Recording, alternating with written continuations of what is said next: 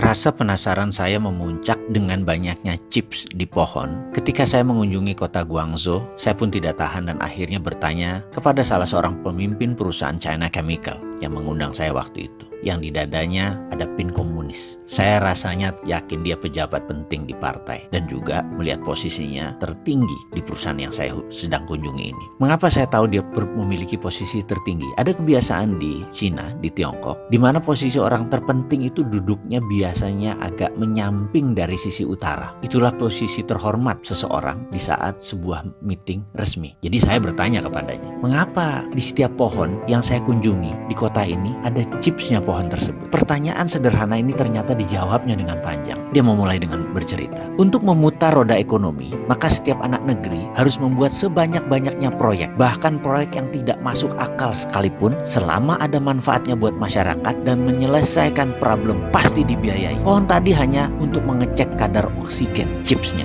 dan data minor lainnya, namun nampaknya penting. Karena itu menumbuhkan faktor ekonomi. Karena itu proyek itu dibiayai oleh negara. Saya pun bertanya, yang maksudnya dibiayai itu apa? Dia melanjutkan menjawab, penciptaan uang di Cina berbasis proyek. Dan proyek ini harus berlapis-lapis, hingga 10 lapis kalau perlu. Kalau tidak, ekonomi tidak berputar. Kembali saya agak bingung. Maksudnya bagaimana? Tolong bisa dijelaskan lebih lanjut. Kita punya istilah sendiri for the sake of discussion, oke? Katanya. Jadi kita tidak menggunakan bahasa yang umum maksud dia. Oke, saya bilang. Dia melanjutkan, kalau negara cetak uang, anggap itu adalah M0.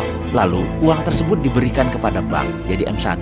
Lalu disalurkan kepada pengusaha, jadi M2. Pengusaha tadi membeli tanah, jadi M3. Pemilik tanah tadi yang menerima uang tadi membeli sebuah pabrik, jadi M4. Uang jualan pabrik tadi dibelikan tanah lagi membangun usaha baru, jadi M5. Lalu dia membelikan mobil, lalu terus menjadi M6, M16, bahkan M20. Pokoknya minimum M12 ke atas, itu maksudnya. Lalu selagi dia bicara, kepala saya membayangkan sebuah diskusi beberapa bulan yang lalu dengan pejabat negara yang menyatakan, setelah M1 di Indonesia di bank tersebut disalurkan ke M2, uang tadi oleh M2 dibelikan sebuah tanah menjadi M3.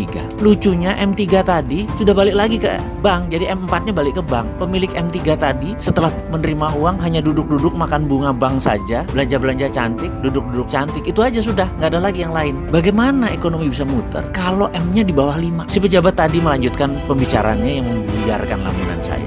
Dia melanjutkan, karena itu dalam strategi memprint money, di mana di Cina berbasis proyek, proyeknya harus berlapis-lapis, jangan satu lapis. Juga kita harus membangun budaya berbisnis. Negara harus melonggarkan banyak aturan, namun tetap dikawal ketat uangnya. Saya kembali melamun ke Indonesia. Bagaimana kalau Indonesia membuat grand plan strategi nasional ini, melibatkan proyek berlapis-lapis lebih dari 10? Kayaknya sudah boleh print money.